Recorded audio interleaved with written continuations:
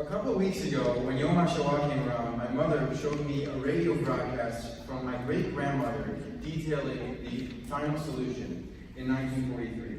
She condemned, obviously, the inhumanity and atrocities of the Nazis, but also the indifference of the Western nations.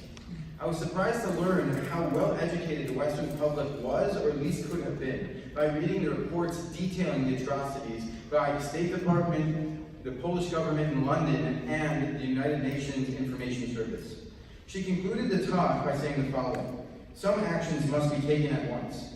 If it is not, within a few months, 6 million people will have been murdered, and the nations of the world will not be able to escape the charge of being accomplices in the bleakest crime in history." How accurate her prediction proved to be. The Western nation could have bombed railroads, they could have bombed the crematoria, but instead they decided to turn a blind eye.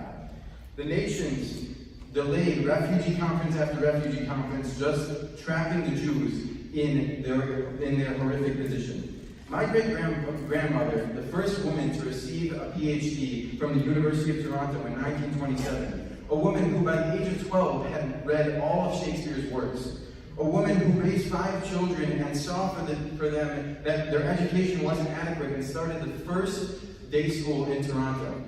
She was a woman who raised 5 kids while at the same time hosting a radio show for over 30 years. She was able to accomplish these feats by educating herself and passing that on to others, not turning blind eyes to important issues around the world, ones that hit close to home and ones that didn't.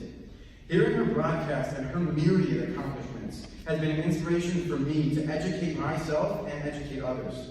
And hopefully all of you are inspired to focus on what is important to you and what is important to the world, and take action what you feel is right.